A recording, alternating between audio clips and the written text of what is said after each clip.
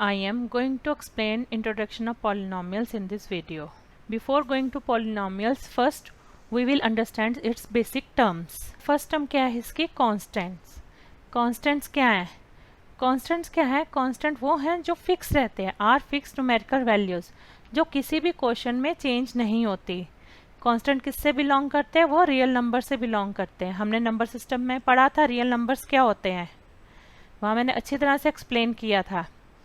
अभी इसमें क्या है, कांस्टेंट किसी भी क्वेश्चन में जो इसकी वैल्यूज़ होती हैं, कहीं पे भी आपको दी गई हैं, दीज आर कांस्टेंट, वो कभी चेंज नहीं होते.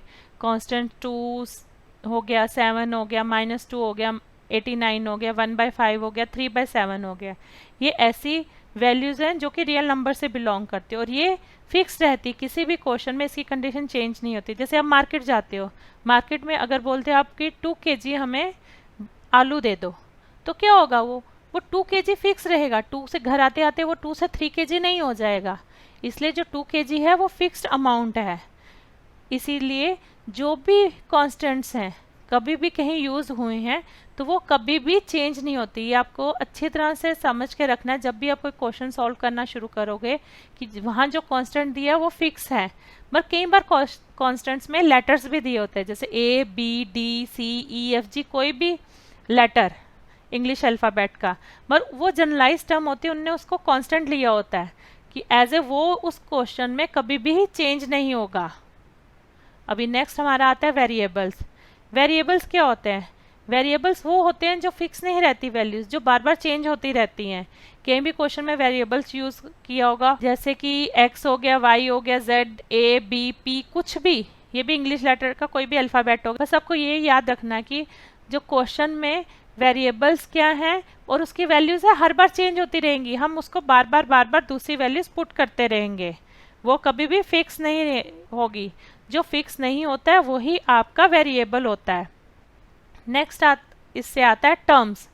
कांस्टेंट हो गया, वेरिएबल्स हो गया, जब ये दोनों मिल जाते हैं ये टर्म्स बनाते हैं. जैसे क्या है इधर, कांस्टेंट इनटू वेरिएबल्स, ये क्या बन गया? एक टर्म बन गया. एग्जाम्पल जैसे होगी 2x. 2 क्या है? वो कांस्टेंट है और x क्या है? वेरिएबल. जब दोनों मिल गए 2x क्या बन गए? एक टर्म बन गई. नेक्स्ट है 6y. 6 क्या कांस्टेंट और y क्या वेरिएबल. जब ये दोनों मिक्स हो गए ये हमारा क्या बन गया? टर्म बन गए. 8t, ये भी एक टर्म है, 8 कांस्टेंट एंड t वेरिएबल है. 53p, 53 एक कांस्टेंट है और p वेरिएबल है. नेक्स्ट अब हम आते हैं पॉलिनोमियल्स. अभी पॉलिनोमियल्स में हमें क्या चीज़ें चाहिए? कांस्टेंट चाहिए जो चेंज नहीं होंगे कभी भी, वेरिएबल्स चाहिए जो हर बार चेंज होता रहता है, जो फिक्स नहीं होता है, और नॉन नेगेटिव इंटीजर्स. मैंने अपनी पिछली वीडियो में नंबर सिस्टम की अच्छी तरह से समझाया था कि नॉन नेगेटिव इंटीजर्स क्या होते हैं. अब वो वीडियो देखोगे तो आपको अच्छी तरह से समझ आ जाएगा. अब इसमें देखिए नॉन नेगेटिव इंटीजर्स क्या होते हैं? वो होल नंबर्स होते हैं. नेगेटिव साइड में जो होते हैं, लेफ्ट हैंड साइड जो कि नेगेटिव साइड होती है हमारी नंबर लाइन पे, वो हमारे नेगेटिव इंटीजर्स होते हैं. और नॉन नेगेटिव कौन से होंगे? जो राइट साइड में होते हैं. और राइट साइड में क्या है? 0, 1, 2, 3 सो ऑन. फिर अब आगे देखते हैं x क्या है? वेरिएबल. n क्या है? Non negative integers. Non negative मतलब पॉजिटिव इंटीजर्स. फिर a0, a1, a2, a3 so on an. हमारा क्या हुआ? ये हमारे ये कॉन्स्टेंट्स हुए. मैंने आपको पीछे अभी बताया कि कॉन्स्टेंट्स क्या होते हैं? जो चेंज नहीं होते. इसमें हमने a0, a1, a2, a3 लिए, इनको हमने कांस्टेंट माना है जो कि ये रियल नंबर्स होंगे. देन px मतलब पॉलिनोमियल ऑफ वेरिएबल x. यहाँ मैंने x वेरिएबल में पॉलिनोमियल को लिया है. आप y, z, g, h कुछ भी ले सकते हो. यहाँ मैंने लिया an x raise to n plus an minus 1 x raise to n minus 1. ये 1 1 इसमें कम होता जाएगा. Plus an minus 2 x raise to n minus 2 plus an minus 3 x raise to n minus 3 plus so on up to कहाँ तक? जब तक a0 x raise to 0 नहीं हो जाता. अब a0 x raise to 0, x raise to 0 क्या होता है? वो 1 होता है. और यहाँ पे हमने जो जनरल लिया है, ये जो x रेज टू n क्या है? जो n है इसका एक्सपोनेंट है. और यही हम नॉन नेगेटिव इंटीजर लेते हैं, होल नंबर.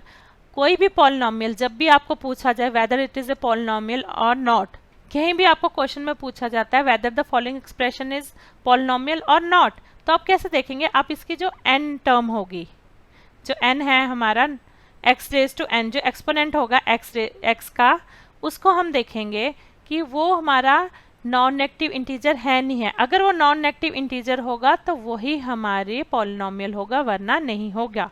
पॉलिनोमियल को हम डिनोट fx से भी कर सकते हैं, gx से भी, px से भी, किसी से भी कर सकते हैं।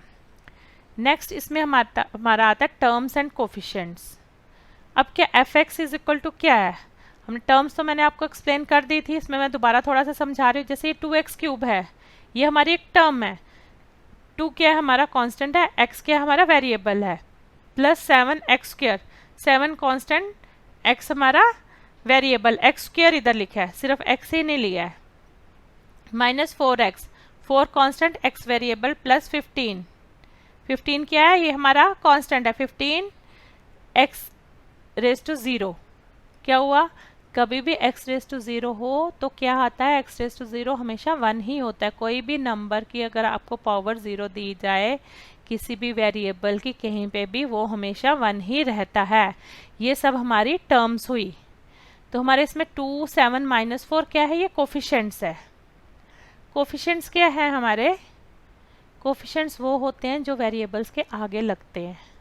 वेरिएबल्स जिससे मल्टीप्लाई होता है, हमारे जो कांस्टेंट होते हैं वो हमारे क्या रहते हैं इसमें, कोफिशिएंट्स।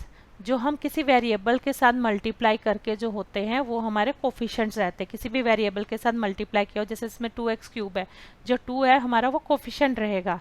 जो सिंगल है, जिसके साथ कोई भी नहीं है, पीछे x का कुछ भी नहीं है जिसके साथ, वो हमारा कांस्टेंट होगा। बाकी सारे जो x के आगे लगे होंगे, x के साथ मल्टीप्लाई में होंगे, कोई भी वेरिएबल से, y भी हो सकता है, z भी हो सकता है, कुछ भी हो सकता है, वो हमारे कोफिशिएंट्स रहेंगे। नेक्स्ट अब हम आते हैं डिग्री ऑफ पॉलिनोमियल्स। अभी कोई भी आपको पॉलिनोमियल दिया जाता है, उसकी डिग्री पूछी जाती है क्वेश्चंस में, तो आप कैसे करोगे, exponent of the highest degree term in a polynomial. जो एक्सपोनेंट होंगे, जैसे हमें मैंने बताया x रेज टू n क्या, वो एक एक्सपोनेंट है। कोई भी जो एक्सपोनेंट है हाईएस्ट डिग्री टर्म का, उसकी जो वैल्यू होगी वही हमारी डिग्री होगी। जैसे px है, px is equal to 4x cube minus 2x square plus 8x minus 21। अब इसमें x क्या है, जो हाईएस्ट डिग्री हमारी टर्म क्या है, x रेज टू 3, यही हमारी डिग्री है इस पॉलिनोमियल की। पूरे पॉलिनोमियल की डिग्री अगर पूछी जाए, डिग्री ऑफ ए पॉलिनोमियल, तो आपको जो हाईएस्ट डिग्री होगी, जो भी पूरे पॉलिनोमियल में जितनी भी टर्म्स होंगी, उसकी जो हाईएस्ट डिग्री होगी वो हमारी पूरे पॉलिनोमियल की डिग्री होगी। इसमें x रेज टू 3 है, x रेज टू 2 है, x रेज टू 1 है और x रेज टू 0 है। सबसे हाईएस्ट क्या है, 3, तो हमारी डिग्री क्या है इसमें, 3। gx हमारा क्या है, 7x square minus 3x plus 12। अब exponent of the highest degree term, highest degree term का एक्सपोनेंट क्या है, इधर 2 है, तो वही हमारी पूरे पॉलिनोमियल की डिग्री होगी। अभी हम नेक्स्ट क्या आते हैं, एग्जाम्पल से। अभी हम एग्जाम्पल के थ्रू समझेंगे क्या है पॉलिनोमियल, क्या है इसकी डिग्रीज, वो सब हम समझेंगे। अब इसमें क्या एग्जाम्पल में देखो आप, fx इज इक्वल टू क्या दिया है, 2x cube plus 7x square minus 4x। ऐसे ही आपको पॉलिनोमियल दिए होंगे, कहीं पे भी क्वेश्चन में आप देखो ऐसे ही आपको पॉलिनोमियल दिए होंगे। अब हम इसको जो जनरल हमने पीछे लिए पॉलिनोमियल की, जनरल हम एक्सप्रेशन ली हमने पॉलिनोमियल की, अब हम उससे कंपेयर करेंगे। अभी हमारा क्या आया, general px polynomial of x is equal to an x raise to n plus an minus 1 x raise to n minus 1 plus an minus 2 x raise to n minus 2 plus an minus 3 x raise to n minus 3 plus so on plus a0 x raise to 0। अब इसमें आपको ज़्यादा सिर्फ n को ध्यान देना है, x raise to n क्या है, बाकी an माइनस 1 इस इधर पॉलिनोमियल्स में आपको अभी देखने की ज़रूरत नहीं है, ये हमारे कांस्टेंट्स ऑलरेडी दिए हैं। आपको सिर्फ उन कांस्टेंट लिखना है और x वेरिएबल x और उसकी पावर पे ध्यान देना है। अब इसमें पहले में क्या है, उसने क्या लिया, इधर क्या है, n 3 है, तो हम जनरल देखेंगे an हमारा 2 हो गया और x रेज टू क्या आ गया हमारा 3, ये 3 आ गया हमारा एक्सपोनेंट। तो अभी क्या आया, n माइनस 1। अब नेक्स्ट में हमारा क्या था, an माइनस 1, मतलब एक कम हो रही है, तो x raise to n minus 1, जो उसकी पावर है x की वो भी एक कम हो रही है। तो नेक्स्ट में हमारा ये क्या है, n माइनस 1 आ जाएगा, तो हमारा क्या आएगा, 3 माइनस 1 इज इक्वल टू 2 हो गया।